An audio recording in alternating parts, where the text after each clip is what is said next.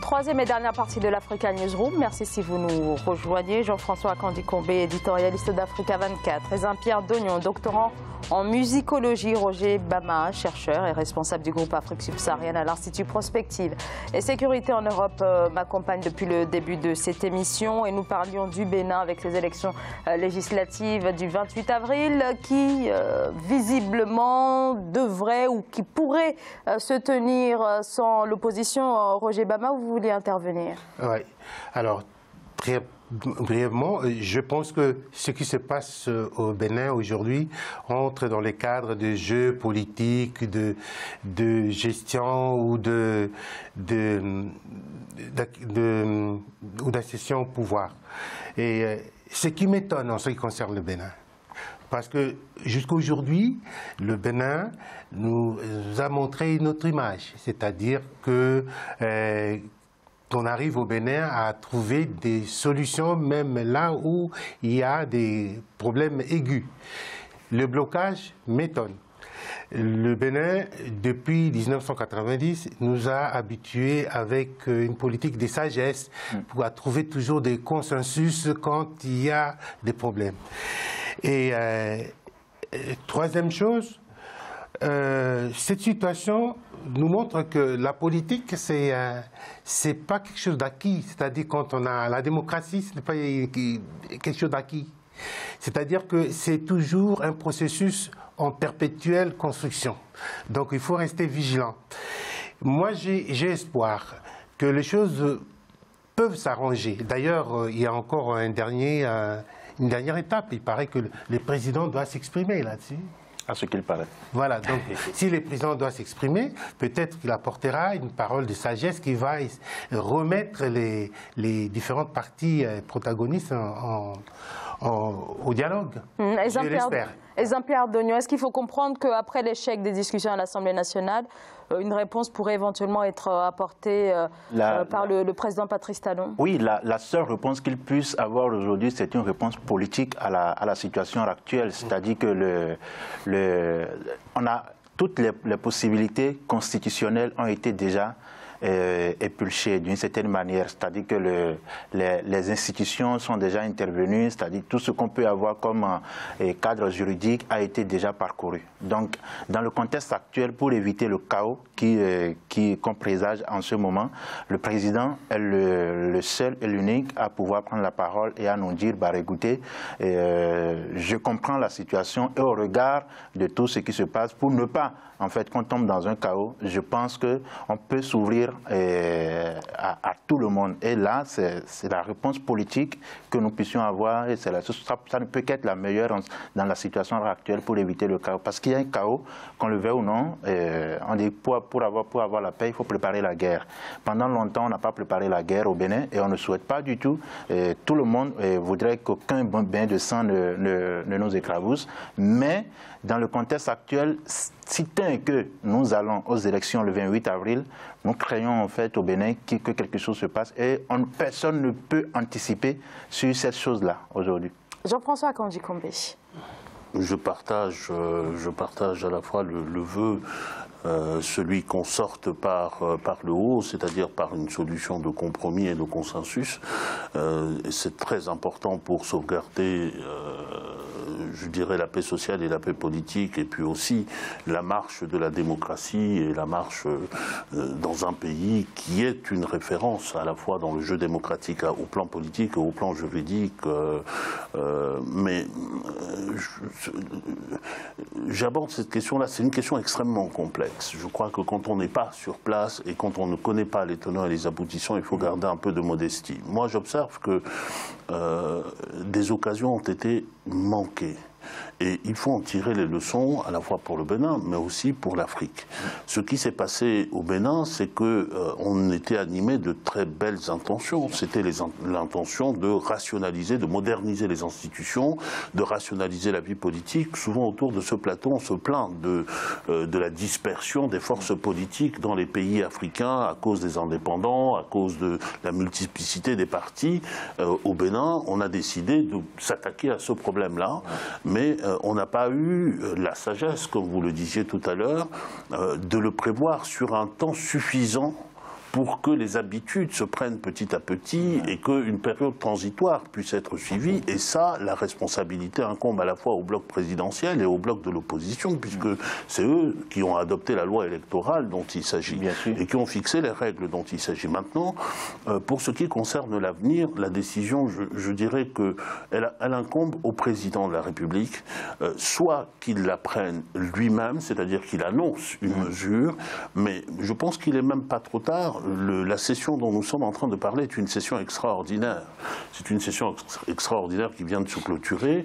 Il n'est pas, dans des circonstances comme celle-là, qui sont des circonstances exceptionnelles, il ne serait pas absurde que le chef de l'État convoque une nouvelle session extraordinaire, parce que je pense quand même qu'une décision venant unilatéralement et d'en haut du seul président, là, c'est une crise dans un système politique avec les acteurs. Et je pense que il était bon, cette session parlementaire qui vient de s'achever, qu'on renvoie aux acteurs politiques le soin de trouver une solution. Moi, personnellement, je n'ai pas compris pourquoi on n'a pas trouvé cette solution, parce que la solution qui était préconisée, c'était de reporter, c'est-à-dire de se donner du temps. Non, mais donner du temps. Or, ça a été voté contre quasiment à l'unanimité. C'est justement le problème actuel du Bénin, où au Bénin, c'est là que je disais que tout est flou en fait. On a comme l'impression que oui, en fait, on veut aider et on ne veut pas aider. On veut écouter et on ne veut pas écouter, en fait. Du coup, tout est de l'ordre du semblant. On fait semblant d'eux, parce qu'il y a trop de jeux de calcul politique. Et ce qui se fait aujourd'hui ne s'arrête pas. Et les enjeux ne sont pas que pour les élections législatives. N'oublions pas que les présidentielles sont pour 2021 au Bénin. Et les gens, les politiciens du moment, ou du moins les politiciens béninois, n'ont plus l'œil sur les législatives. Ils sont déjà en 2021. Et c'est ce qui se jouera en 2021 qui se joue en ce moment. Donc, ça dit qu'il y a déjà une vision futuriste qui est en quelque sorte de tuer la bonne vision du gouvernement actuel, qui, justement, voudrait mettre les choses, c'est-à-dire institutionnaliser les choses pour éviter que l'on ait plus de 200, 300, 500 candidats dans une élection législative, pour que les partis soient en quelque sorte organisés et qu'à la fin des compétitions puissent te dire, bah voilà, en fait, on est allé à une élection avec tel parti et tel parti, ce qui ne se faisait pas.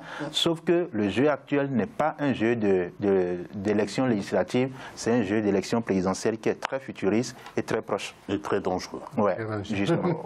Roger Bama. Ben, pas grand-chose à ajouter. Peut-être comment comprendre ce statu quo du pouvoir, alors qu'il est quand même question de la légitimité de la future Assemblée nationale. Oui, disons que je pense que si on regarde les fonctionnements institutionnels, et bon, donc on a épuisé tous les recours, voilà. Et ce qui m'étonne, et bon, ce que je voudrais tout simplement relever, c'est que, ça a été dit par mon collègue ici, les problèmes de dernière minute, c'est pas bon pour la politique, parce qu'on a du mal à le régler, on intervient par des sentiments, surtout quand on a des vues plus éloignées, qui regardent loin, on ne regarde pas juste à côté. Le problème qui se pose, il serait bon d'anticiper, de préparer longtemps d'avance pour ne pas arriver à des situations de blocage. Me permettez que j'exprime une crainte quand même, parce que dans un contexte comme on le connaît au Bénin aujourd'hui, où on est dans des jeux de posture, où on est dans des jeux tactiques et pas de fond, je crains que on appelait le président Talon à prendre une décision et à sortir par le haut et par la politique. Par la politique, mais je crains qu'une décision prise par le président Talon aujourd'hui divise encore, ne serait-ce que sur la forme. Ne serait-ce que sur la forme. Parce que quand j'observe là l'échec dont nous sommes en train de parler, qui était en fait à l'avantage des députés qui l'ont rejeté, qui l'ont rejeté. Je me dis, il y a quelque chose là qu'on ne mesure pas. Et même, quelle que soit la décision qui sera prise, il y aura des mécontents, il y aura, si les choses qui se jouent, c'est la présidentielle notamment. Et donc, aujourd'hui, il n'y a que les Béninois qui puissent savoir, en tout cas les autorités béninoises, qui puissent savoir comment on peut évoluer dans ce... Pour répondre à ça, c'est-à-dire justement ce qui nous ramène à la question de départ, c'est-à-dire la porte de sortir aujourd'hui, comme on le disait, c'est le mot d'ordre du président. Et son mot d'ordre, normalement, ce à quoi s'attend le Béninois lambda aujourd'hui, c'est de nous dire, bah, écoutez, il y avait, depuis 1990 à 2019, il y avait un code électoral. Qui régissait en fait le régime politique. Donc pour le moment, vu le chaos qu'on observe, on repart sur la base de l'ancien code électoral pour les élections législatives, étant donné qu'il y a un nouveau parlement qu'on va installer bientôt à partir du mois de mai. Si on repart sur cette base, avec le nouveau parlement, on essaie de retravailler sur les ambitions futures et par rapport aux élections, et qu'elles soient municipales, législatives ou présidentielles. Et c'est ce à quoi aujourd'hui le Béninois s'attend. C'est-à-dire c'est la décision que nous attendons, ou du moins c'est la porte de sortie qui peut éviter le chaos auquel on s'achemine aujourd'hui. En tout cas, une initiative, et il reste suffisamment de temps pour convoquer une autre session extraordinaire pour abroger cette loi-là et revenir à l'ancienne. Alors, en tous les cas, le calendrier presse, puisque la campagne doit démarrer le 12 avril. Donc là, en tout cas, s'il y a une décision de la part du président de la République, il faut qu'elle intervienne au cours des prochaines heures. Ouais. En tous les cas, c'est l'avenir de l'opposition qui est en jeu, ou en tout cas... L'avenir du Bénin en général. L'avenir du Bénin en général, parce que le chaos qui s'annonce n'est pas du tout bien, c'est-à-dire que l'opposition n'est qu'une infime partie de la population qui est constituée, qui est le pays, en gros, parce que c'est-à-dire que le Bénin est un pays où la population béninoise est très pacifique, en quelque sorte, mais il est souvent dit qu'un peuple calme est inquiétant. Et les peuples calmes, il faut s'en méfier. On en a parlé longuement tout à l'heure avec le cas de l'Algérie et avec les différents cas des pays arabes.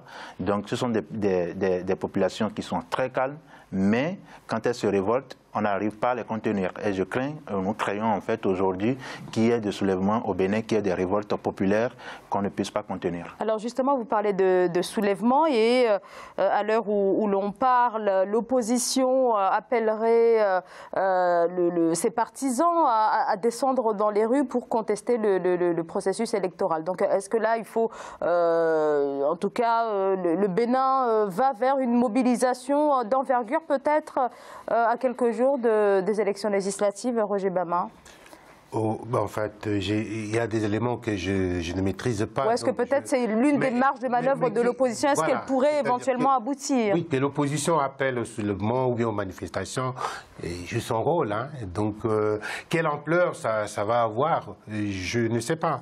Mais je pense qu'il serait bon, il serait de bon augure qu'on ait une parole plutôt du président qui propose une sortie par le haut et qui ramène tout le monde autour de la table pour prendre une décision pour éviter un chaos. Voilà. Et Jean-Pierre ou Jean-François, est-ce que ça peut constituer une pression sur le président Patrice Talon? Ça peut constituer une pression parce que ça annonce potentiellement le chaos. On est dans une ambiance, en tout cas c'est comme ça que je ressens le Bénin aujourd'hui, une ambiance extrêmement tendue, une ambiance politique tendue. Il y a eu déjà des manifestations, bien sûr, et des manifestations spontanées en plus, donc, et dans lesquelles, qui sont des manifestations violentes. Imaginez un peu que l'opposition appelle, dans le contexte actuel, qu'il y ait des manifestations, peu importe qu'elles ne soient pas massives. Il ne faut surtout pas qu'il y ait un mort. Parce que s'il y a des morts, on va aller d'escalade en escalade. C'est ça que je crains. Et malheureusement, dans le contexte actuel en fait, de ce pays-là, du Bénin, que je connais très bien, la manifestation ne peut qu'être massive. Parce que, c'est-à-dire que la situation politique aujourd'hui, les tensions politiques ont des répercussions économiques sur le pays, sur le panier de la ménagère. Étant donné que les gens ont faim, on dit souvent que le ventre affamé n'a point d'oreille, ils sont prêts, tout le monde est prêt à tout, en quelque sorte, pour se faire entendre. Et quand on est prêt à tout pour se faire entendre, ça peut dégénérer, ça peut donner tout et n'importe quoi. Donc aujourd'hui, on ne peut pas anticiper sur le risque, sur en fait les conséquences d'une mobilisation, d'un appel de l'opposition. Le contexte est si tendu sur le plan politique et sur le plan économique, si bien que la population risque de suivre. Je crains que la population suive les appels de l'opposition et massivement, malheureusement. Alors, en tout cas, dans une conférence de presse de l'opposition, il y a quelques instants, cette opposition appelle à des manifestations à compter donc de ce jeudi. Un dernier mot sur ça, peut-être, Jean-François Kandji-Kambé. Je voulais simplement dire que c'est en lançant cette perspective-là, parce que le président Talon ne peut pas ignorer que le pays qu'il gouverne est dans cet état-là, et qu'il y a ce risque qui est un risque majeur. C'est peut-être là que se situe la pression pour qu'il puisse décider rapidement et trancher rapidement au plan politique, et avant qu'il n'y ait les manifestations. Il faut peut-être rappeler qu'il y a 2 ans, ça peut en fait donner, faire vivre certains moments. Il y a 2 ans ou 3 ans seulement, le président Talon était en exil, justement en France, pour les mêmes causes. Donc a priori, il est très bien placé pour comprendre ce que vit la population, ce que vivent les hommes politiques en ce moment. Donc s'il a une oreille attentive et qu'il s'écoute lui-même, je pense qu'il est la meilleure personne pour résoudre le problème qui est en train de connaître cette envergure aujourd'hui au Bénin. Merci beaucoup à tous les 3 d'avoir répondu à mes questions ce soir. Merci à vous, Ezain-Pierre Dognon. Je rappelle que vous êtes doctorant en musicologie, auteur du livre « Désolé madame, j'épouse mon portable » aux éditions Monde Global. Un grand merci à vous également, Roger Gbama. Vous êtes chercheur, responsable du groupe Afrique subsaharienne à l'Institut Prospective et Sécurité en Europe. Merci également à vous, Jean-François Kandji-Kambé. Merci, Zara. Malheureusement, on n'a pas pu entendre parler de ce beau programme qui est d'épouser son portable. J'aurais bien aimé. Eh bien, on pourra éventuellement en parler dans le cadre de nos prochaines émissions. Un grand merci à vous également de nous avoir suivis. Merci de votre fidélité. Rendez-vous demain. Très belle soirée. Merci.